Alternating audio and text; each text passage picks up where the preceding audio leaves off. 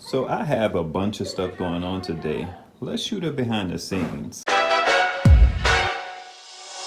The first update is this illustrious Jackery 12 volt to 8 millimeter cable stopped working on me so long ago. I don't use it, but I tried to use it one time to actually charge the oops and it didn't work. But I grabbed it today because I'm like, man, I need to get this squared away because this has been running my TV because it's one of the quieter power stations that I have. So what I do is I just power dump into it from the EcoFlow. And then like when the EcoFlow is cool, because well, let me back up a little bit. I typically call this a zone. You guys know that. This is one of my zones. My TV and my Fios internet and my network terminal, which is outside on this wall. Typically don't want to have the TV and the internet, which is a total of about 60 watts coming from this because this is not that big and it drains it rather fast. So what I did was I added the Jackery here. I have tried many power stations here, but it's one of the few ones that has a quiet fan. Also has the ability to be charged and discharged. And it can charge via USB-C.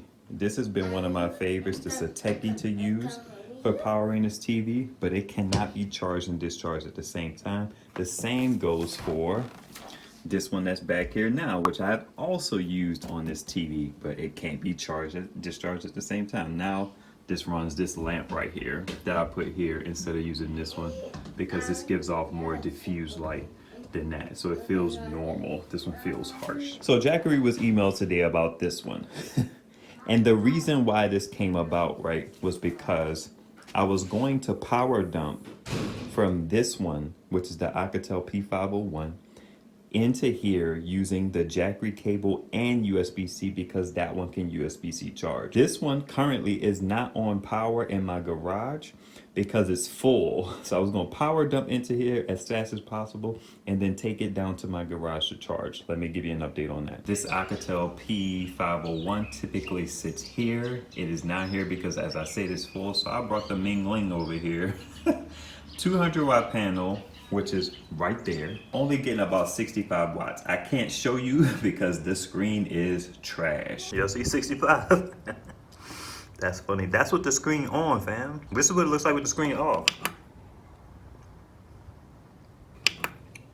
You can barely see that. I'm just struggling over here getting a measly 65 watts because this one is full.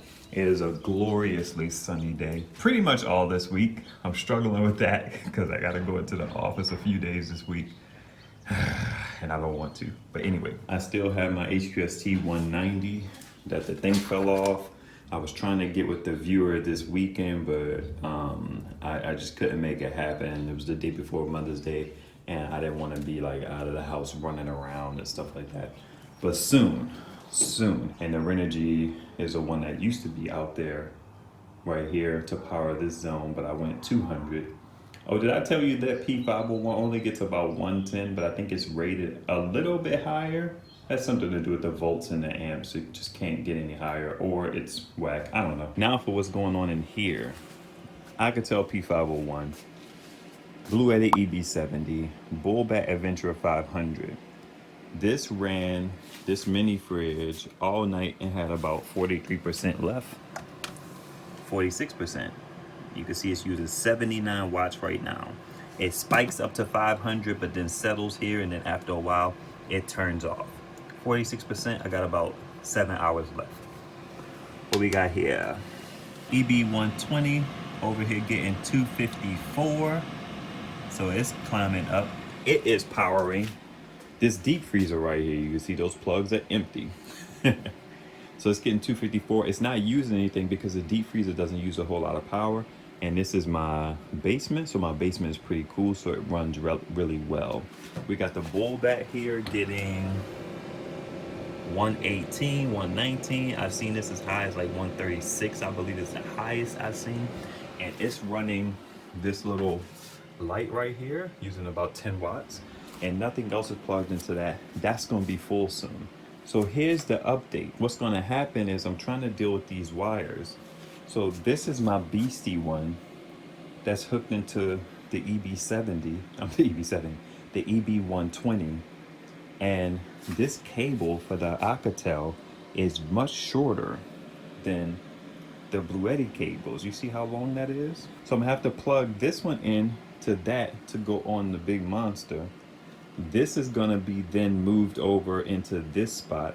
Here's the thing that I'm kind of having to deal with. I mean, it's not a big problem, but just showing you what's going on. See how much more of this cable comes in. So I'm not gonna need all of this cable on here because this cable is wild long. So that cable is gonna have to go on that panel because that's my beastie panel. And then the bull bat is gonna go into the garage. I say all that to say my beastie panel goes the furthest out in my yard. Let me show you what I mean. You can see how my panels are situated now. Boom, boom. So what happens at the end of the day is this panel, because it's the shortest cable, comes over about right here to get the sun from over here.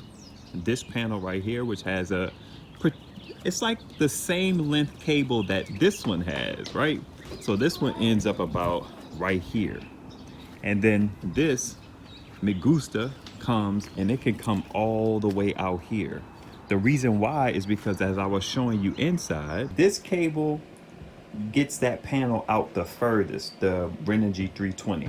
So I'm gonna have to steal some of that cable back to bring it into about here to accommodate this short cable that goes into this, the Alcatel, which has its port on that side. So I'm just have to Claudia Schiffer it a little bit to make things work. So in this situation, even though the bull bat is eventually going to go in here, this is what I've been dealing with, having all of these power stations that can't really charge from solar. I just figured out what the adapter was for this one. This one is pulling in half the wattage that it should be pulling in. The Sateki, I can't even get it to charge from solar. I mean, I have the solar cable for the Sateki, but I don't want to cause this spot to be limited to just the Sateki, right?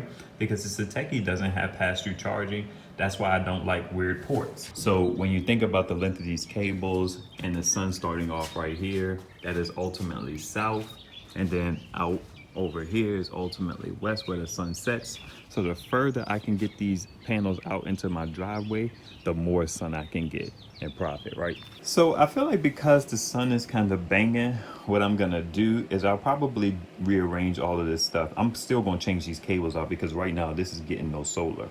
But I'll entertain thinking about running it behind here into this area. These ACs will be going in the windows soon. I'll entertain doing that when it's not necessarily a popping Sunday, because I hate disconnecting stuff when the sun is popping. Regarding these panels here, I do want to try to consolidate these into one panel, into one power station, but I currently don't have a power station sufficient enough to take in 200 watts of solar. But as of right now, these are powering nothing because everything is pretty much full, man.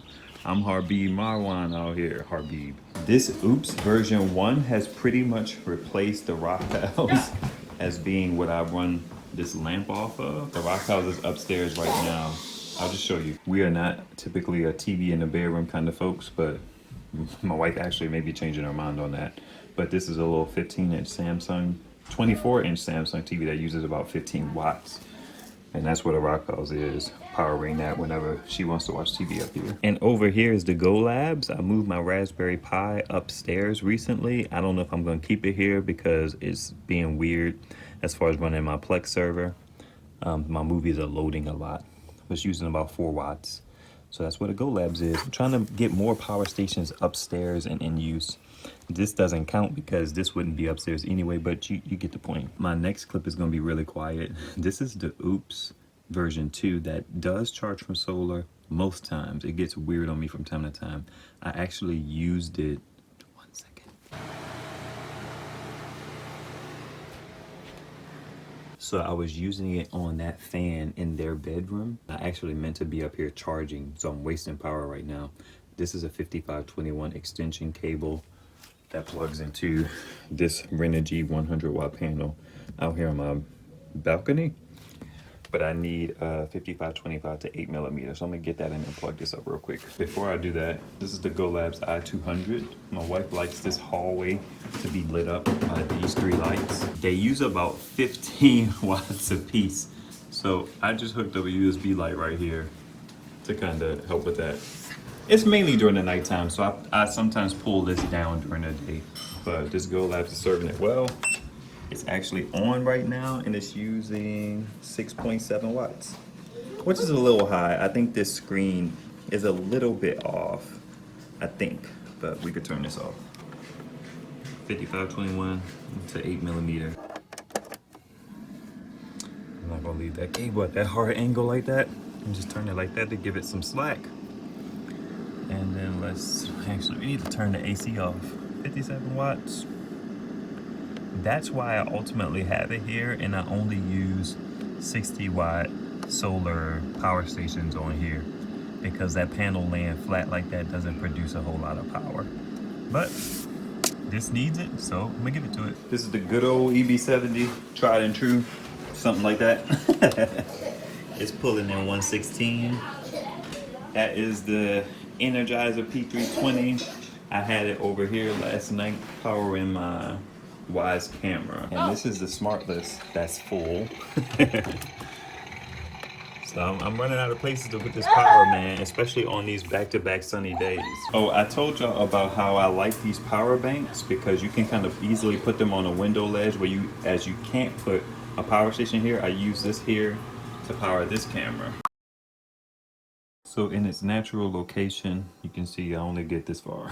So I'm gonna have to pull some of this wire in. Man, it's gonna take some getting used to not having this one be right here, because this one being in here has been ideal because it didn't have to deal with the elements, especially since I used this one for a power dump into that one using that two-headed cable. I would use its native cable, and I would use a USB C 12-volt adapter to dump the 110 that I could get in here by doing 60 plus 60 or whatever it is. I feel like this one's days are kind of gonna be numbered because I may be getting a bigger power station than, it's not bigger than this one, but I may be getting a bigger power station, which may end up having me have two big power stations in here. And then this one may go into the garage. Who knows? But with this one being able to be charged from, it's like it's not ideal because it doesn't get up to 200 watts like my EcoFlow. If this one got up to 200 watts like my EcoFlow, this would be a good contender to replace that one upstairs because it can be power dumped into for USB-C. Things are shifting a lot around here, man. It's exciting. I'm looking forward to how these things end up.